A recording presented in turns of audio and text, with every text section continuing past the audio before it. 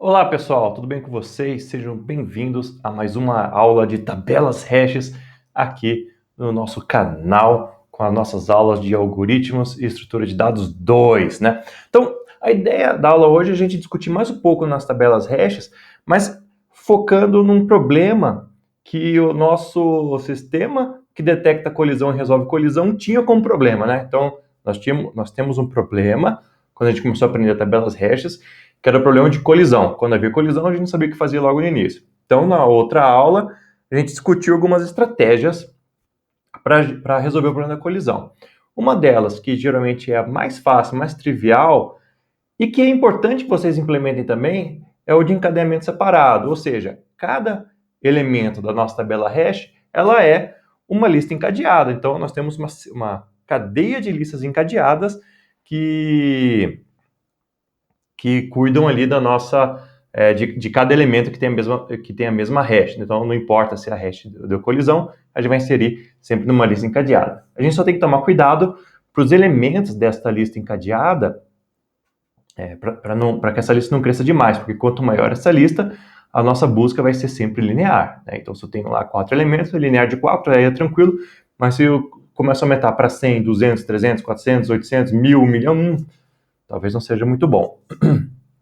E outra estratégia que nós vimos é a estratégia lá com o endereçamento mais aberto, que é o Linear Probing. E com o Linear Probing, a ideia é o quê? Ao invés de eu criar uma lista de listas encadeadas, nós temos um único vetor, que é a nossa tabela hash, e sempre que um elemento entra na tabela hash, ele entra no índice que a hash dele indicou, e depois, se houve colisão, ou seja, se na hora que eu for inserir o elemento, já existe um elemento inserido naquela nossa posição da tabela hash, que eu faço? Eu vou um elemento ao lado, geralmente do lado direito, que é em direção ao fim do vetor. Então eu vou para o fim do vetor, vou em direção ao fim do vetor, e enquanto eu não encontrar um elemento vazio, eu vou indo para o próximo, até o momento que eu encontro uma célula vazia na minha lista encadeada, e naquele momento, sim, eu vou lá e insiro aquele elemento na minha tabela hash. Então, aí agora, isso também gera um outro problema, né? Então, quando eu faço uma busca na tabela hash, e eu quero saber se o elemento, se aquela chave que eu estou procurando está inserida já na minha tabela hash, o que eu tenho que tomar cuidado eu tenho que olhar todos os elementos que possuem a mesma hash, né? Então, se a gente usa a ideia das listas encadeadas, então eu faço a hash da chave que eu estou procurando, vou naquele índice e começo a percorrer aquela lista encadeada até encontrar a chave que eu estava procurando. Não tem muito jeito. Não basta eu saber que tem algum elemento naquela hash e falar que o elemento está lá. Não. Eu tenho que ver todo mundo que colidiu. Agora, se eu estou no encadeamento, no linear probing, que é o endereçamento aberto, agora eu tenho que ir percorrendo todos os elementos ao lado até encontrar. E eu só posso falar que o elemento não está nesse endereçamento aberto, no linear probing, ele não está na minha tabela hash, depois que eu fui tudo para a direita até encontrar um elemento vazio em branco naquela minha tabela hash. Pois é, meio ruim. Na lista encadeada eu sei que eu não encontrei quando eu chego no último dano na minha lista encadeada e eu não encontrei a chave que eu estava procurando. Poxa, até aí muito tranquilo.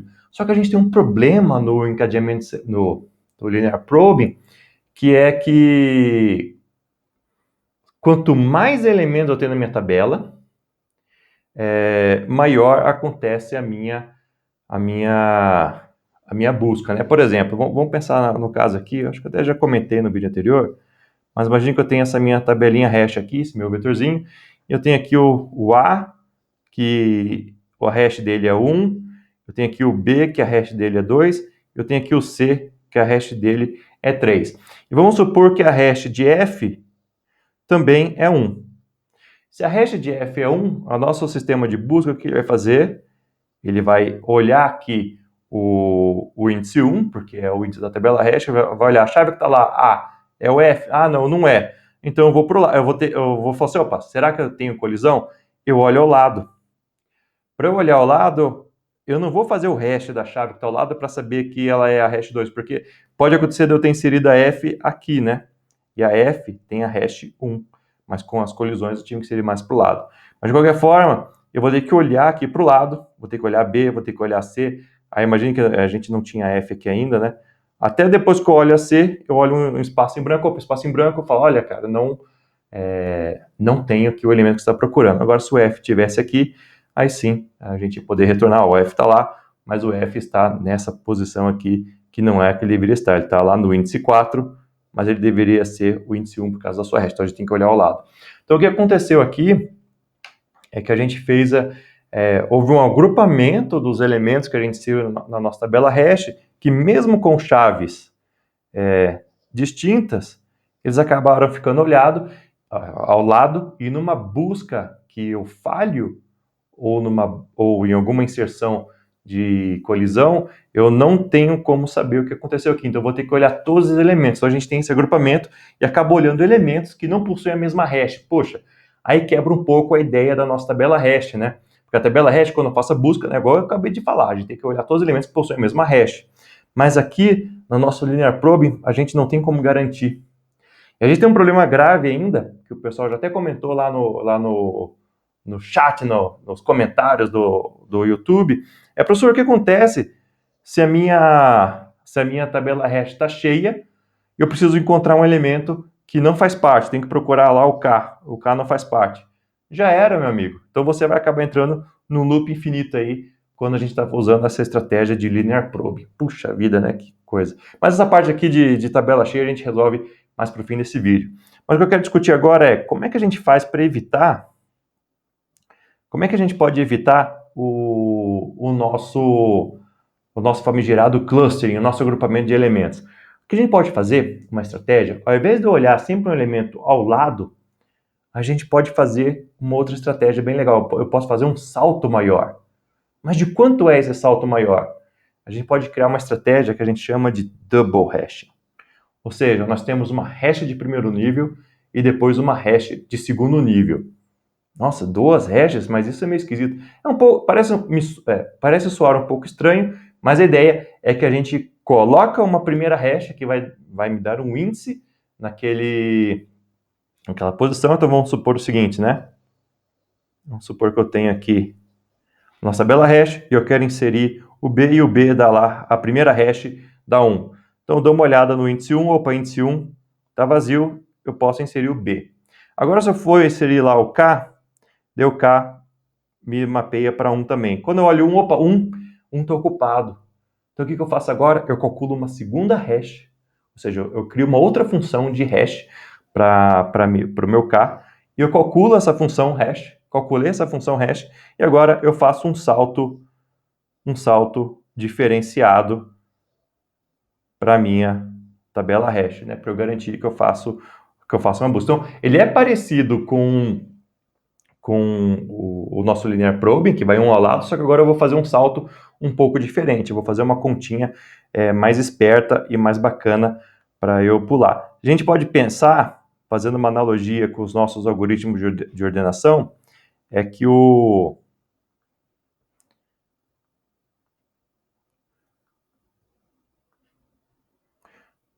fazendo uma analogia com os nossos algoritmos de ordenação, a gente pode dizer que o linear probing é o nosso insertion sort e o double hashing é o nosso shell sort, com variação dos tamanhos. Então, só que a gente tem que tomar alguns cuidados. A nossa segunda hash, ela tem que ser, ela tem que ser escolhida de uma maneira bem cuidadosa, né? Então, não tem nenhum problema, a gente pode criar a nossa hash como a gente estava brincando anteriormente, né? Então a gente tem lá o nosso V e o nosso M, que o nosso hash VM é a mesma coisa que a gente fazer um V mod M. Por exemplo, né? A gente pode dizer que essa seria a nossa primeira hash. Mas o que a gente tem que criar agora, um define hash2, que recebe a mesma coisa, recebe V e recebe M, e a gente vai fazer alguma coisa mais diferente. A gente vai colocar, por exemplo, V mod 97, vai ser esse nosso salto, então não necessariamente ele vai ser um salto em relação ao tamanho do meu M, gente pode fazer que é um V mod 97 e a gente soma 1 nele. Então, a gente vai garantir que a gente não consiga mapear por índice zero, porque se a gente mapeia por índice zero, a nossa busca vai ficar sempre igual. Então, a nossa ideia é que sempre mapeia para um valor diferente, a gente consiga fazer saltos esquisitos. E também é legal que esse número que a gente escolhe aqui para fazer a nossa álgebra modular, ele seja relativamente primo ao tamanho da nossa tabela, que é o tamanho M, né, da nossa tabela hash. Por quê? Porque se ele for múltiplo ou algum submúltiplo, a gente vai sempre andar com o mesmo distanciamento e não vai ser muito agradável. Então, agora a gente pode pensar aqui como é que a gente implementa a nossa função de inserção e de busca da nossa tabela hash. Bem, a inserção, ela ainda é bem simples, então void ht insert, a gente vai receber como argumento aqui um elemento do tipo item, e o que a gente vai fazer é o nosso clássico. Então a gente põe lá que o nosso key v é igual ao key de item. Então eu quero pegar aqui eu quero armazenar, pegar o elemento desse nosso item. Veja, aí sempre varia, né? Se eu estou brincando somente com números inteiros, que é uma coisa mais bobinha, beleza, dei a chave é o próprio número inteiro, e esse tipo key aqui a gente pode fazer um define key lá, que é um int, mas se for um char, ou se for uma string, se for alguma coisa mais complicada, ou se a nossa estrutura item, ela possui mais de um elemento, é uma struct que tem chave, que tem dados, que tem um monte de informação, a gente consegue abstrair aqui de uma maneira bem simples e bem fácil para a gente brincar, igual a gente fazia com coordenação lá. Então a gente pode pegar aqui o nosso int i, que é igual ao hash de quê? De v com o tamanho da nossa tabela hash. Lembrando lá que m é um valor que é declarado globalmente lá, que a gente não sabe agora contar, a gente chama isso, a gente inicializa esses valores quando a gente inicializa a nossa tabela hash. Então as funções de inicialização são a mesma, e a gente define aqui um salto k, que é igual a hash2 de v com m, né? Então aqui no caso a nosso define da segunda hash não possui não usa o valor de m, mas não tem nenhum problema, a gente pode fazer alguma função que use um valor de m, a gente pode fazer uma função mais específica, e se a gente ainda usa strings, aí é um pouco mais, a gente vai usar aquela função de hash universal, seja o que for. Mas a gente pode usar sempre um definezinho, só para a gente brincar aqui. E daí agora, o que a gente faz a pergunta, a gente tem que começar a percorrer a nossa lista. Enquanto o elemento do índice i da nossa tabela não for nulo, ou seja, se o elemento está ocupado, aí a gente fala que i é igual a i mais k mod m. Então, o que acontece? Para cada salto, ao invés de eu ir apenas um elemento para o lado, como a gente fazia no Linear Probe, eu sempre salto k elementos, e caso o elemento aqui, caso essa soma ultrapasse o tamanho da nossa tabela, a gente já faz aqui uma álgebra modular para a gente cair e voltar lá para o início e fazer o resto, pegar somente o resto da divisão e voltar para algum índice lá no início da nossa tabela. Então a gente vai fazer isso aqui.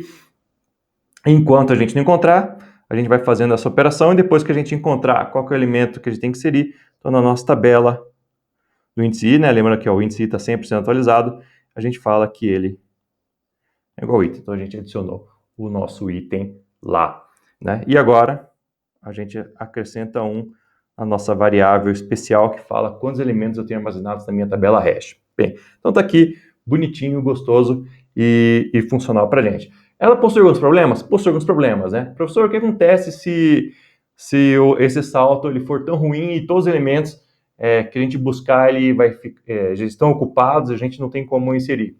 Pois você vai ter que tomar alguma medida para resolver esse problema. Inclusive, o exercício da tabela hash que eu coloquei para vocês lá para resolverem, eu vou deixar de novo aqui na descrição, ele trata justamente isso, né? O exercício ele fala, olha, você vai inserir, e aí você tem uma regra de segunda hash, ou seja, como é que é o salto que você vai fazer para incrementar depois que você fez Depois que você testou com a hash principal, ele define uma métrica de salto e fala o seguinte, olha, e você vai testar esse salto X vezes, 20 vezes. Se você não conseguir inserir por 20 vezes, você aborta e não insere o elemento.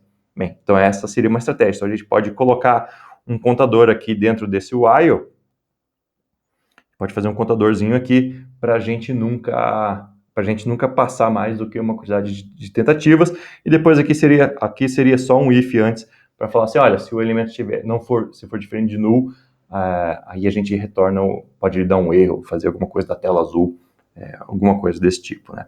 Bem, e agora a busca, ela também não é muito diferente, então a nossa item HT,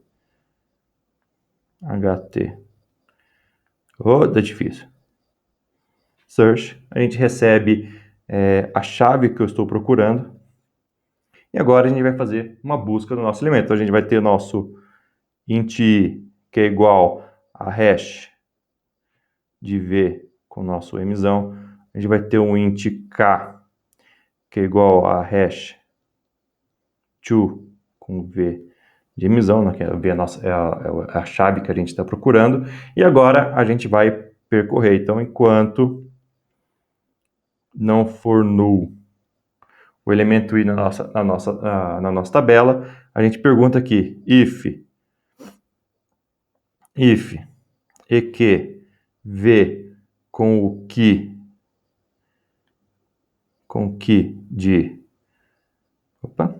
de hash table no índice i, aí sim a gente pode dar um return no ht de i, e se não for o caso, se for diferente, a gente pega e fala que i é igual ao que a i mais k mod m, e por fim, se a gente chegar fora do laço, a gente dá o nosso return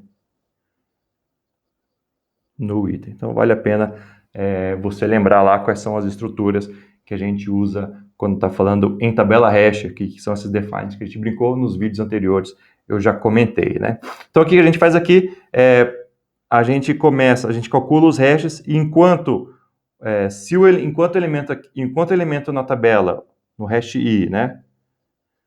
Então eu dei aqui o hash i, que tem aqui o b e eu estou procurando o k. Se estou procurando b, ele pergunta, o elemento que está no índice i da minha tabela hash, né? Ela é null? É um elemento null item? Não, porque a chave é b. Então, se não é null item, eu pergunto, o elemento que está lá, a chave, é a mesma que eu estou procurando? Ou seja, b é a chave k? Ah, não, não é. Então, se não é, ele vai lá e aplica o próximo salto. Pode ser que o próximo salto pode ser aqui. I mais k. E pode ser que aqui tenha lá um g. Aí ele pergunta, o elemento que está no índice i, que agora é o i mais k, que é o g, ele é null? Ah, não, não é null. Então, se não é null, eu entro aqui. E a chave dele, o g, é igual à minha chave k? Não, não é igual à minha chave k. Então, paciência, eu vou lá e faço o próximo salto. Daí, esse aqui pode ser o nosso i mais k, tudo isso aqui, mod m. E pode ser que o k esteja justamente ao lado aqui do b. Então, eu pergunto, é no item? Não, não é. A chave é igual, a chave é igual. Se a chave é igual, eu retorno a própria chave lá. Eu retorno o item que está armazenado e agora a gente está tranquilo. Se eu estou procurando aqui agora a chave L e tem a mesma coisa, o que vai acontecer aqui, a gente chegou aqui no K, não achou, e daí chega nesse outro índice aqui, que é mais uma iteração de I mais K, I mais K, I mais K. Aqui é um null item, se é null item, é null item, se é null item, o meu laço acaba, e daí sim eu posso retornar null item para mim, né? Então, isso aqui que é a nossa primeira estratégia. Bem, muito legal, né? Então, isso aqui a gente resolve um pouco o problema de clustering, mas é claro, a gente não resolve 100% dos problemas que a gente tem, porque vai acontecer clustering, e as tabelas hash, elas têm um problema que é o seguinte, quanto menos esparsa é a nossa tabela, mais lenta vai ser o nosso procedimento de busca. Então, a ideia é a seguinte, eu gosto que a minha tabela hash esteja bem esparsa, com muitos elementos nulos, para eu poder inserir e fazer sempre poucas buscas quando eu preciso encontrar algum elemento, né? Diferente quando a gente está trabalhando com vetor, que é todo mundo denso um ao lado do outro, a gente consegue fazer uma busca binária usando uma complexidade mais ou menos baixa, mas aqui eu quero usar uma complexidade baixa, mas em troca, para eu não gastar para não ter que gastar log n operações, a minha ideia justamente é usar um pouco mais de memória, ou bem mais memória, para poder procurar. Ah, legal. Então é ideal que a gente use uma tabela hash um pouco grande para poder discutir, para poder descobrir qual que é a tabela que a gente tem que trabalhar. Poxa, bem legal, né? Aí vocês devem estar pensando, mas professor, qual que é o tamanho da tabela hash que eu tenho que colocar? Isso já foi uma pergunta que veio lá no YouTube também. Qual que é o tamanho? Tem alguma métrica? Como é que eu começo? Eu não sei quantos elementos eu vou ler. Como é que eu insiro? Como é que eu crio uma tabela com tamanho adequado? Pode ser que eu leia só 50 mil elementos ou eu leia 1 milhão. Qual o tamanho que eu vou colocar? 2 milhões de elementos de cara? E nem sempre. O que você pode pensar é usar uma estratégia. Pode usar uma estratégia aqui que seriam a tabela hash. Vamos chamar de tabela hash dinâmica. Então, a ideia da tabela hash dinâmica é justamente você crescer a sua tabela quando for necessário. Ou seja, dada uma métrica qualquer, quando a minha tabela hash tiver uma quantidade maior de elementos, eu vou lá e falo, opa, ela está muito grande, ela está muito cheia, eu tenho que crescer essa minha tabela hash. Então, o que a gente pode fazer? Bem, então o que a gente pode fazer é aproveitar a nossa função aqui de inserir os elementos. Vou até dar uma limpada, deixa eu copiar ela lá embaixo. Então, eu copio aqui. Essa aqui é uma coisa legal que eu sempre acho bacana que não dava para fazer no quadro, né? Então, o que acontece aqui? Então, vamos supor que a gente tem aqui a nossa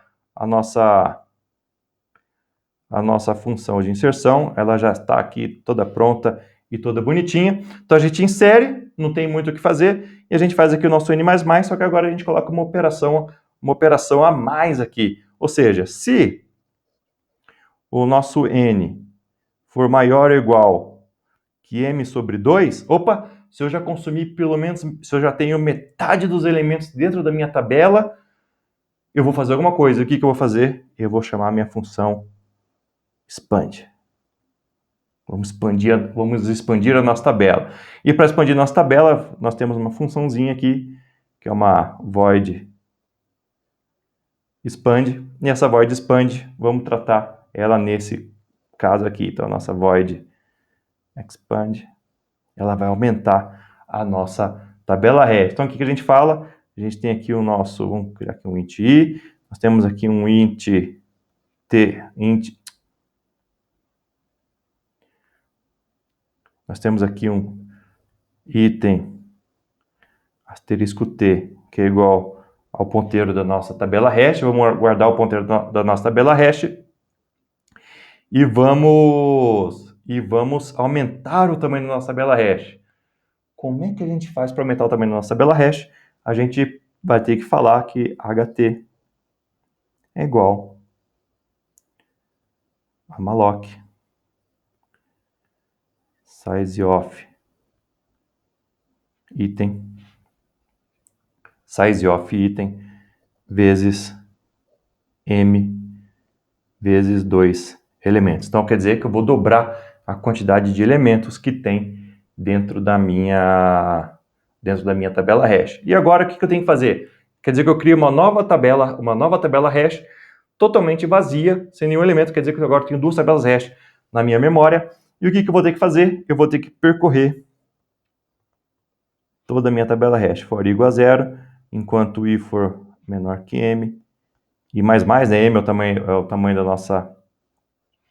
nossa tabela hash. A gente já pode, na verdade, para facilitar a nossa vida, a gente já pode falar aqui que m é igual a m vezes 2.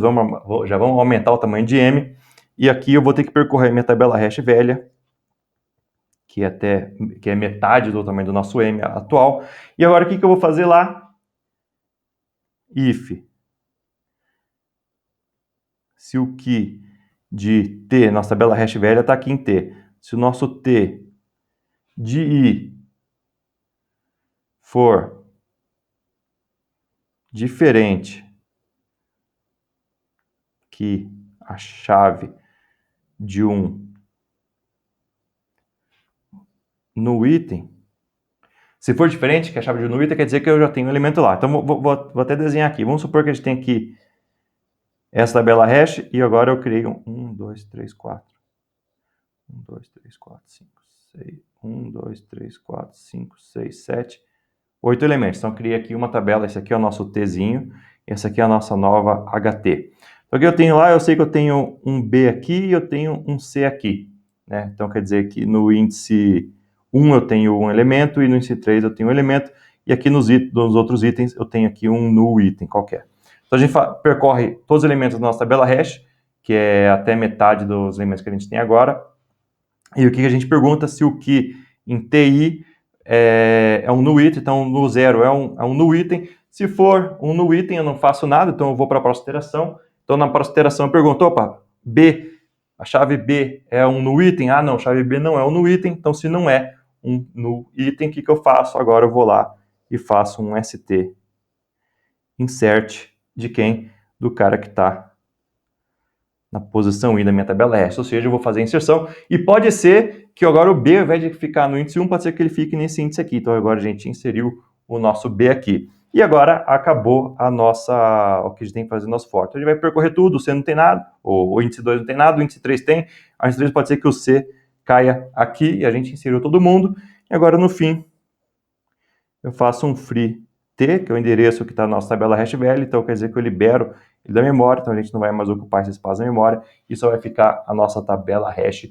HT. Então fica a nossa tabela hash HT, acabou aqui o que a gente tem que fazer na nossa função expand. Né? Então isso aqui é bem legal, a gente consegue inserir bastante elementos na nossa tabela hash, e eles funcionam, vai ficar adequado esse funcionamento para a gente, mas tem o custo de você crescer a sua tabela hash. Ou seja, se você quiser começar, não, eu vou começar sempre com uma tabela hash pequenininha de 4 elementos, e eu sei que eu vou acabar inserindo no mínimo uns 40 mil elementos, você vai dobrar quantas vezes?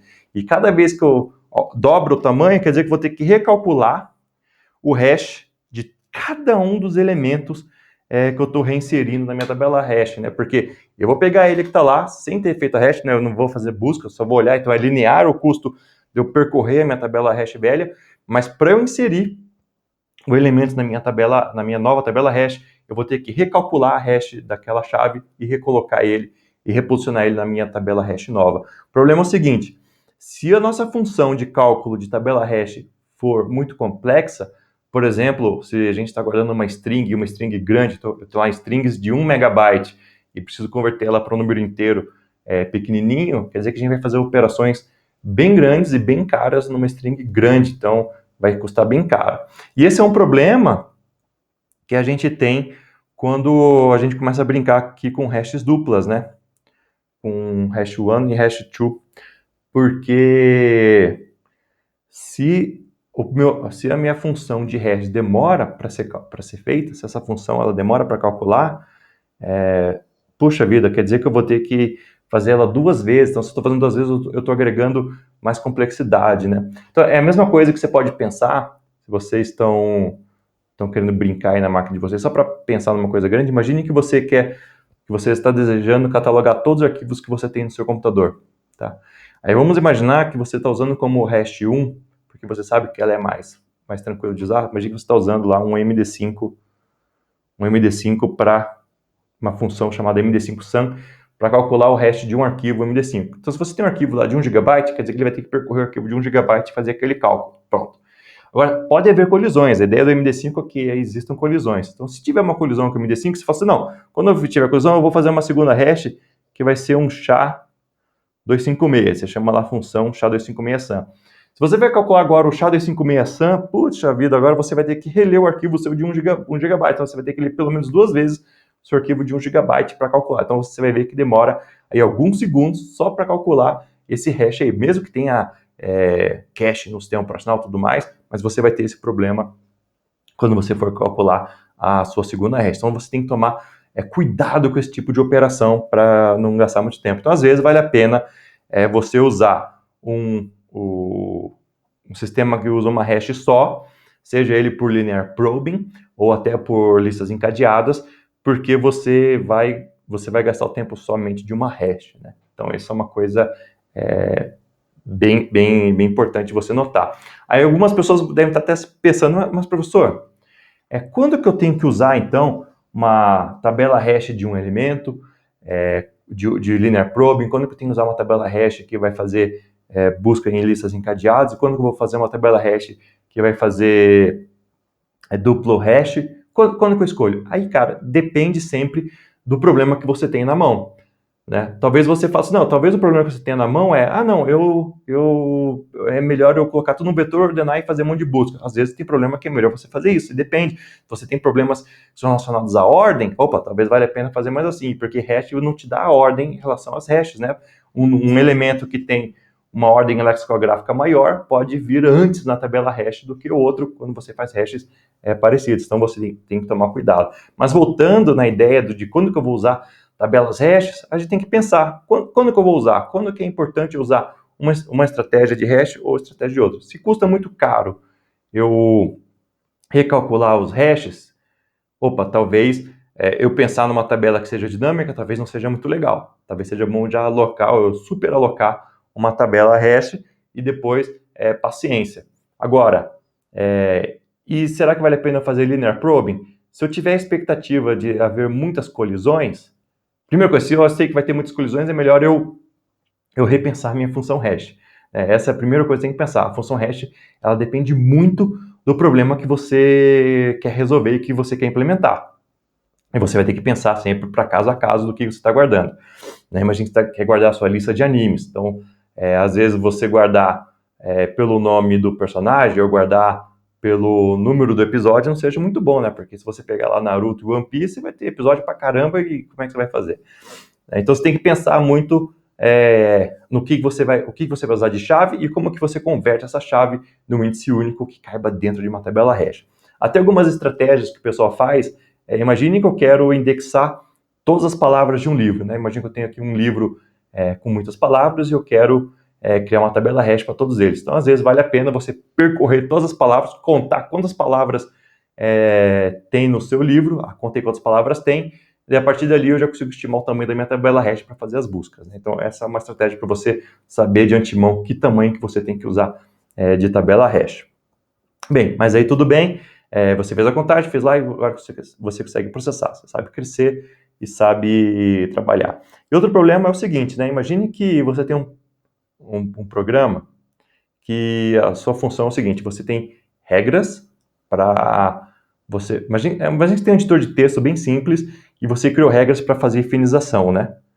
Então, toda vez que você vai fazer finização, tem um monte de regra, como é que você separa as sílabas, tem regras bem simples para você gerar a finização, mas existem algumas palavras que são exceções, né? Que às vezes, quando você junta duas vogais, aí você tem que pensar como é que é feita a efinização nesse caso.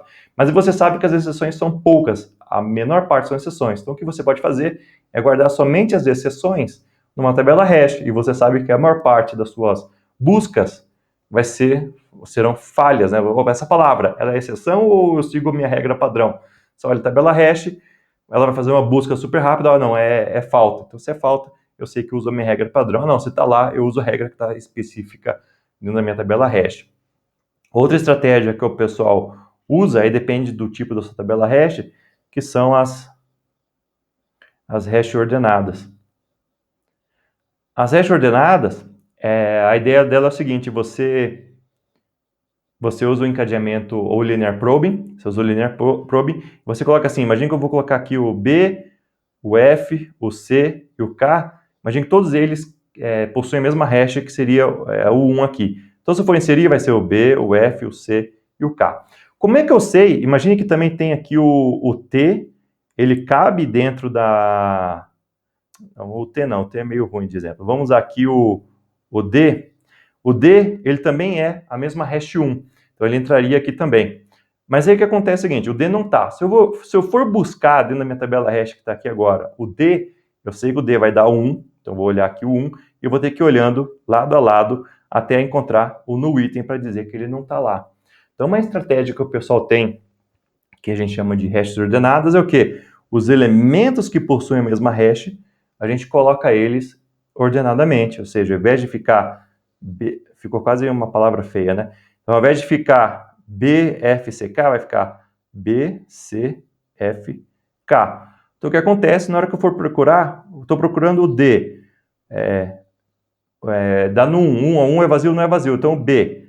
O B é o que eu estou procurando? Não. Mas ele é maior ou menor? Não, ainda é menor. Depois eu olho o do lado. Do lado é o C. O C é o D? Não, não é. Mas ele ainda é menor que a chave que eu estava procurando antes. E o F? O F não é o D, mas o F já é uma chave maior do que eu estava procurando. Se o F é uma chave maior, eu sei, opa, se as minhas chaves aqui estão ordenadas, eu sei que eu não vou fazer essa inserção aqui. Então a gente vai lá e já consegue retornar falando que o elemento não faz parte da nossa tabela. Agora o problema é o seguinte, como é que eu faço para inserir os elementos de maneira ordenada na minha tabela hash? Então você sabe, de vez em quando você tem que inserir, e você vai ter um intervalo, vai ter que ordenar, você vai ter que procurar o espaço vazio e vai ter que ordenar, seja com quicksort, ou que você queira somente naquele intervalo da tabela, né?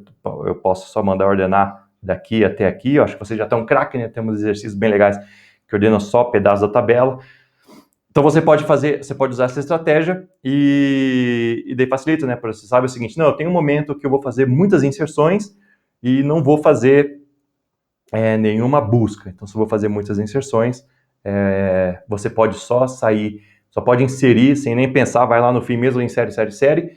Depois que terminou o momento de inserção, você fala assim, agora que terminou o momento de inserção, eu vou procurando os clusters, todos os conjuntos que estão colocados, e eu vou fazer a minha busca ordenada. Só que o problema, você tem que tomar alguns problemas, né? Porque se você invade, se há colisão, se o F aqui era o hash, era um outro hash que ficaria nesse índice aqui, você tem que tomar cuidado para não ordenar dessa maneira, né? Então tem que sempre tomar cuidado em como que a gente vai armazenar. Então, outra estratégia que você pode fazer, o seu hash ordenado pode ser feito dentro de uma hash lá com listas encadeadas, o que fica bem bacana também para você fazer as buscas, né? Então, funciona dessa forma. Então, em alguns casos, você até vai querer trabalhar com tabelas hashes que tem listas encadeadas, mas, em geral, a tabela hash, seja com double hash ou com linear probing, elas são mais rápidas e necessitam de menos operações para você encontrar o elemento que você estava buscando, seja ele